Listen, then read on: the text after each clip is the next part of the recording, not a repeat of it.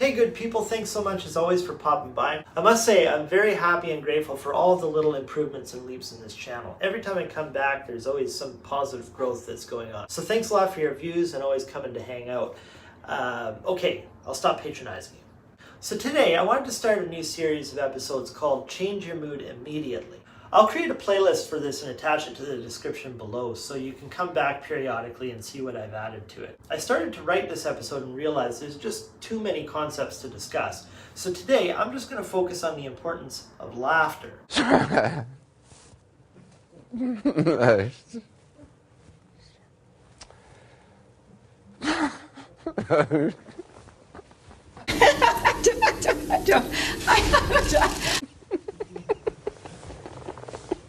I'm so stupid.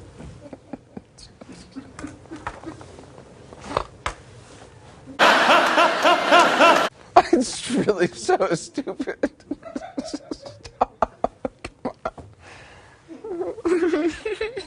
Stop.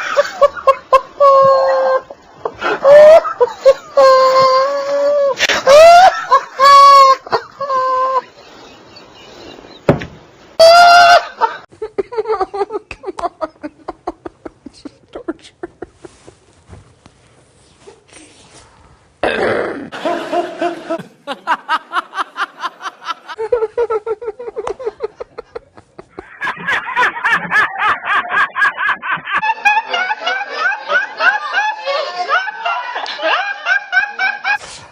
Let it out. Just gotta let it out. Laughter is such an incredible experience. And much like sorrowful wailing, it's a visceral sensation. You ever looked up the word viscera before?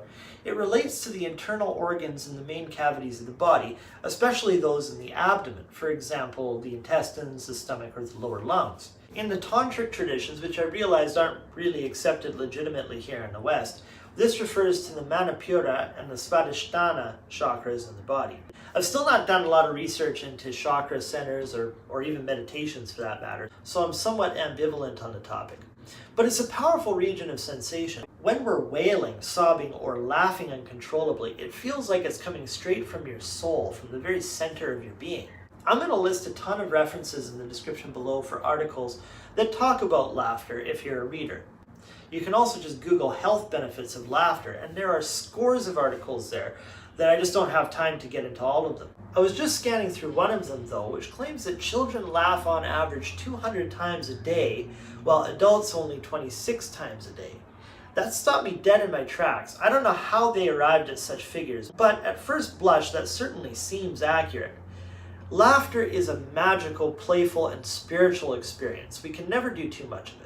It's a natural kind of remedy, too. We're all familiar with the proverb that lists it among the best medicines. It should come as no surprise then, and has been noticed by many clinicians, that those who suffer most with depression, social anxiety, and other ills are often the least suspected of such suffering because of how joyfully and humorously they comport themselves. Have you ever heard the story of the man who goes into the doctor and tells him he's depressed, that he feels lonely and anxious? The circus is in town, the doctor says. Go see the great clown, it'll make you feel much better. The man's bottom lip begins to quiver. He responds, but doctor, I am the great clown. Another quick Google search of the term sad clown will return some of the most haunting images you will likely see. I remember how shocked everyone was when we lost Robin Williams. For those who do resort to the unimaginable, suicide, the family is often left wondering who it was they knew. And counter to popular opinion, I really do maintain that the face we saw on stage making us laugh was actually the authentic face of Robin Williams, not his melancholic alibi, as the press would have you believe. Instead of blaming the laughter, we should really ask where they would have been without it. I don't really have a lot of time to extol the virtues of laughter, but in case you've never researched it, here are some interesting things by none other than The Secret's Jack Canfield. I can only share 6 of the points he brings up, but I'll link the original video in the description if you want to see the full version. First, laughter boosts your immune system.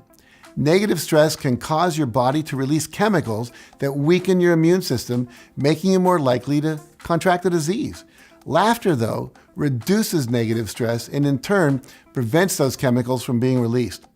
Laughter also promotes the release of T cells, which are specialized immune system cells that fight off sickness. So next flu season, you may want to consider laughing as much as you can. Second, laughter promotes good heart health. Laughter has been shown to both lower blood pressure and improve blood flow, both of which lead to better cardiovascular health and reduce your chances of suffering a heart attack or a stroke. Third, laughter creates bonds.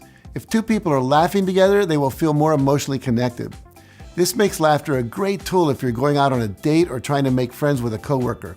If you can get them laughing and laugh yourself as well, the two of you will both feel more connected to one another, and you'll both leave the experience feeling more positive about the other person. Fourth, laughter burns calories. While you may not want to skip your workout routine in favor of watching stand-up comedy, it's still true that laughter does burn calories and can promote weight loss. According to a study by the International Journal of Obesity, laughing for 15 minutes can burn 10 to 40 calories by raising your heart rate. Fifth, laughter is a great energy boost. When you laugh, your body increases its oxygen intake and releases endorphins. Among many other positive effects, these two things can provide you with a quick, refreshing boost of energy. Sixth, laughter reduces stress. The endorphins that laughter releases not only provide you with an energy boost, they also are a powerful way to reduce stress. Endorphins work to reduce stress by counteracting the output of the stress-causing hormone cortisol and providing you with a sense of euphoria. In fact, the effects of endorphins in the body have been compared to the effects of drugs such as morphine and codeine, except without any danger of addiction or dependence. The sixth point is really interesting. You know, we often think happiness, joy, or our mood is contingent on external circumstances or diet.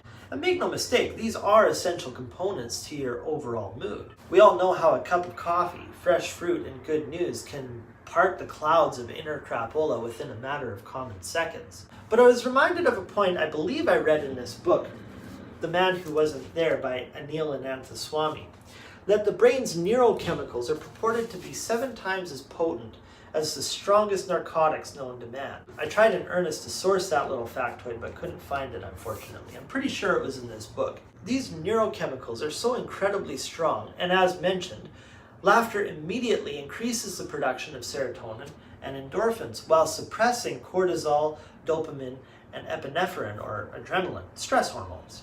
Okay, so we know how vital our mood is to the effectiveness of LOA or manifestation. It's very difficult to be all chipper and joyful when you wake up on the wrong side of the bed. But there are many ways you can get yourself laughing, or at least in another way of putting it, pin Eeyore's tail back on. And I realize some of these may sound ridiculous if you're really in the throes of some bad weather, but give these ideas a try. At minimum, it can't hurt. I'd say one of the first things to do is to listen to stand-up comedy, or call a friend for coffee. Look up jokes online or memes and gifs. Now this is actually a very good one. Everyone enjoys a good joke. Be the one to call up friends randomly and tell them one. It's a great way to improve friendships. They may even come to expect their daily dose of laughter from you when you do it often enough. Oh, and there's just something else I have to mention. Nobody likes a prude. Yes, tell the off-color jokes. It's healthy to challenge orthodox thinking, and laughter is a much better vehicle for that kind of thing than rebellion or insurrection. This is why stand-up comics are held up on the same noble pedestal as journalists are. Of course, there are caveats to that rule. I'd never endorse hate speech or misuse of free speech of any kind. But piety, in my opinion, is the most frivolous and useless among the virtues. A hint of rascality is a salt in the stew. I personally like watching animal or pet videos, watch funny sitcoms, play sports or board games or cards. You know what gives me the giggles, and I have absolutely no idea why? Ping pong. I laugh like an idiot when I play ping pong. Watch Gary Vaynerchuk's trash talk. Now there's a positive guy who will teach you something and leave you in stitches. You can also listen to laugh tracks. Laughter is infectious. Is it any wonder they use them in TV shows and late night talk shows? And there's lots of laugh tracks on YouTube. Now, if all else fails, here's another one. If you're really secure with yourself, I don't know if I quite have the strength for it myself. I struggle even to sing and talk to myself in the shower, so it's not for everyone. But this YouTuber gets full marks for creativity anyway. Watch this. Now, if you're like, oh, I want another technique, like how else can I laugh? Well, you're in luck.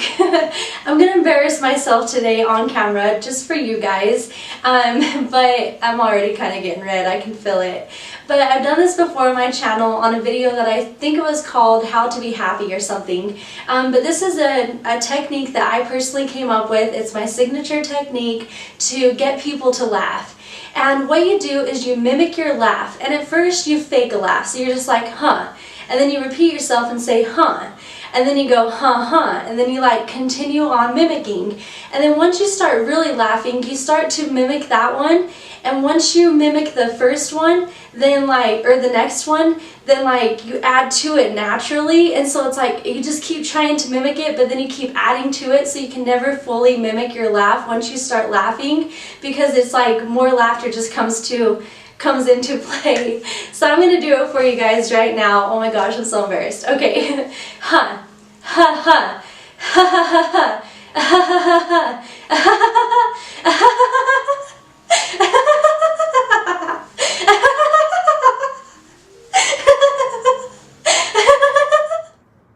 So there it is. One quick way to change your mood is laugh. Laugh all day. Look for reasons to laugh.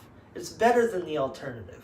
Trust me, there will be plenty of opportunities to cry, but the one who's always looking for a cheap laugh lives longest. That was just a quick brainstorm of ways I could think of to get a quick chuckle. Comment below to tell me what always cracks you up. Don't forget to like and subscribe, and we'll catch you on the flip-flop. I'm Derek. Thanks for tuning in.